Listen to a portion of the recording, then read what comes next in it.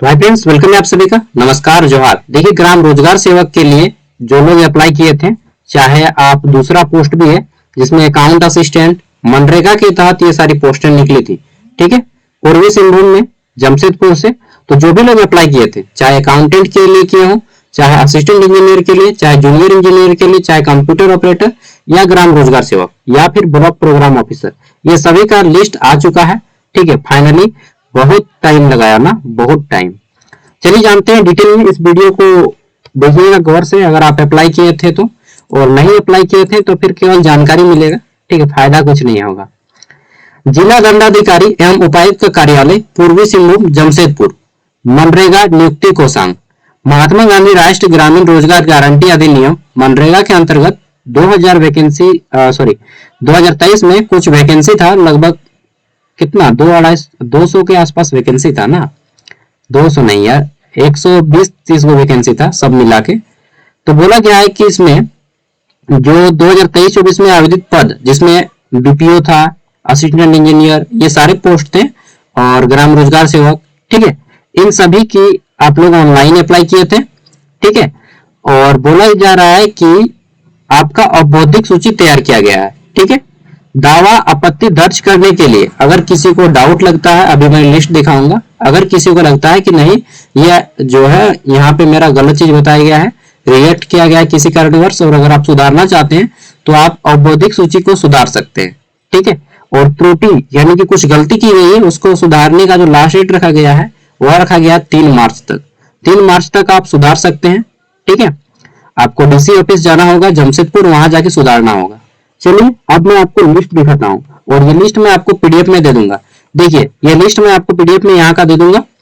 यहाँ से देखिएगा तो यहाँ पे अकाउंट असिस्टेंट का लिस्ट है, यहाँ पे आपका असिस्टेंट इंजीनियर का लिस्ट है, यहाँ पे आप देख लो, इसको थोड़ा सा जूम कर देता हूँ। ठीक है, यहाँ पे देखिए, ये आपका कंप्यूटर ऑपरेटर का लिस्ट है। ठीक है, ग्राम रोजगार सेवक का। जैसे मैं यहाँ पे ग्राम रोजगार सेवक का खोल के दिखा देता हूँ।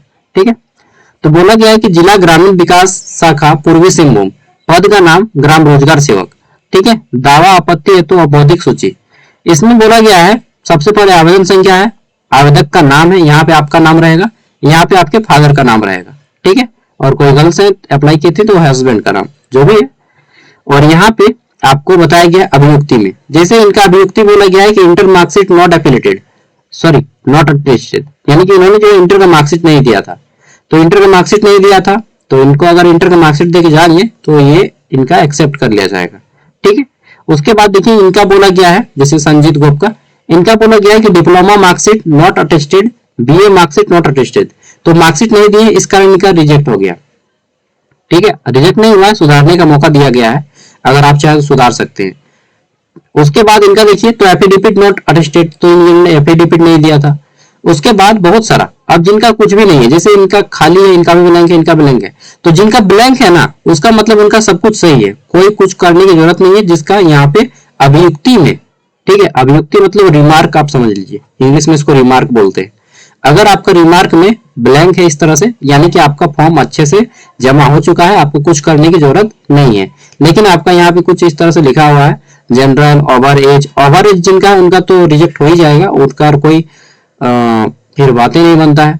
ठीक है, जिनका रॉन्ग डॉक्यूमेंट लिखा है उनका भी सुधार सकते हैं, बट बहुत हद तक सुधारने का चांस कम रहता है जिनका रॉन्ग डॉक्यूमेंट होता है, चाहे ओवर एज रहता है। ठीक है, और एक चीज बता देता हूँ कि यहाँ पे सिलेक्शन किनका होगा और किनको यहाँ पे अप्लाई सुधार करना चाहिए। देखिए, अगर आप कम से कम ग्रेजुएशन किए हैं, कम से कम ग्रेजुएशन किए हैं, देखिए ग्राम रोजगार सेवक का जो वैकेंसी है ये तो आपका 12th पास का होता है। ठीक है, बट अगर आप कम से कम यहाँ पे ग्रेजुएट किए हैं तभी आप जाइएगा, क्योंकि जो सिलेक्शन होता है यहाँ पे इस बेसिस पे होता है कि जो ज्यादा पढ़ा लिखा है हम उसी को लेंगे।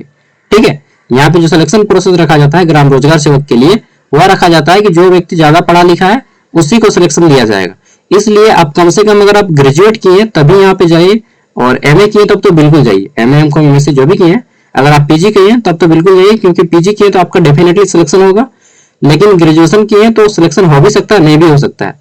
ठीक है, बाकी बोलेगा मैं 12th पास हूं तो होगा, बिल्कुल नहीं होगा, क्योंकि यहाँ पे इतना ज्यादा भीड़ है ना कि मतलब बीटेक किया हुआ आदमी सब रोजगार सेवक के लिए अप्लाई किया है, तो आप समझ सकते हैं कि 12th पास वाला का तो बिल्कुल होगा ही नहीं। तो अगर आप कम से कम ग्रेजुएशन कंप्लीट किए हैं और ग्रेजुएशन तक अगर अच्छा खासा मार्क्स आ गया है तब आप जाइए, और ग्रेजुएशन नहीं किए तो फिर मत जाइए। ग्रेजुएशन अगर आपका कंप्लीट है तो आप जाइए, ठीक है। बाकी यहाँ पे पूरा का पूरा लिस्ट है, ये सब पूरा लिस्ट चेक कर लीजिएगा। टोटल मैं दिखा देता हूँ, ये जो है टोटल कितना, टोटल 1581 आदमी ने फॉर्म अप्लाई किया था, ठीक है। और सीट जो है लगभग 60 गो के आसपास था। तो बोलिएगा फाइट तो बहुत कम है, हाँ फाइट बहुत कम है, क्योंकि ये कॉन्ट्रैक्ट बेस्ड जॉब होता है, सैलरी 11-12 हजार मिलता है इसमें, और थोड़ा सा आउट इनकम होता है, कुल मिला के 15,000 रुपया इसमें मिलता है आपको, ठीक है। और हाँ ठीक ठाक है, 15,000 बेरोजगार है, उससे अच्छा तो कुछ भी मिल जाएगा तो फिर अभी आपका मतलब जीवन आगे बढ़ जाएगा, ठीक है, मैरिज वगैरह हो जाएगा, हो जाएगा, रियली हो जाएगा। तो ये हो गया। उसके बाद यहाँ पे आप लोग लिस्ट चेक कर सकते हैं, जैसे बहुत लोग बीपीओ के लिए अप्लाई किए थे, तो सेम बीपीओ का भी सही क्राइटेरिया है, ठीक है। इनका ग्रेजुएशन का सर्टिफिकेट नॉट अटेस्टेड, जिनका सर्टिफिकेट नहीं है तो फिर यहाँ पे सर्टिफिकेट चाहिए, प्रोविजनल चाहिए या फिर सर्टिफिकेट, ओके। तो सर्टिफिकेट नहीं है तो फिर मत जाइएगा, क्योंकि सर्टिफिकेट होना चाहिए, बीपीओ के लिए बोला गया था। उसी तरह से आपका जूनियर अकाउंट सब के लिए अपना अपना चेक करके देख लीजिएगा। मैं ये आपको लिंक दे दूंगा वीडियो का डिस्क्रिप्शन में। कुछ भी सुधार करने की गुंजाइश अगर आपको है तो आपको जाना होगा जमशेदपुर कार्यालय, ठीक है, डीसी ऑफिस, और वहां पे जो ग्रामीण विकास डिपार्टमेंट है वहां पे जाइएगा। किसी को भी पूछिएगा सर मनरेगा का काम कहाँ पे होता है तो वो बता देंगे। 3 मार्च तक आप इसको सुधार सकते हैं, ठीक है। आज ही लिस्ट आया है, अभी अभी लिस्ट आया है, तो बस इसी तरह से मैं आपको इन्फॉर्म करते रहूंगा। अब नेक्स्ट टाइम मनरेगा की वैकेंसी कब आएगा तो देखिए, मैं नेक्स्ट टाइम 2025 में आ भी सकता है, नहीं भी आ सकता है, लेकिन 2026 में पक्का आएगा, ठीक है। तो 2026 में आएगा, 25 में आने की संभावना बहुत कम है, क्योंकि मनरेगा 2-2 साल में वैकेंसी निकालता है, कभी 2 साल कभी 3 साल, ठीक है, 2 साल या 3 साल के गैप में वैकेंसी निकालती है मनरेगा, ठीक है। इससे पहले 21 में निकाली थी, 2023 में निकाली है, 21 में निकाली है, उसके पहले 2019 में निकाली थी, ठीक है। तो ये टाइम टू टाइम इस तरह से वैकेंसीज निकालते रहती है। चलिए, तो उम्मीद है कि आपको ये वीडियो पसंद आई होगी यार, लाइक कीजिए, नहीं करना है मत कीजिए, ठीक है। Okay bye. इसी तरह से हम आपको अपडेट करेंगे। जोहार, मिलते हैं अगले वीडियो में।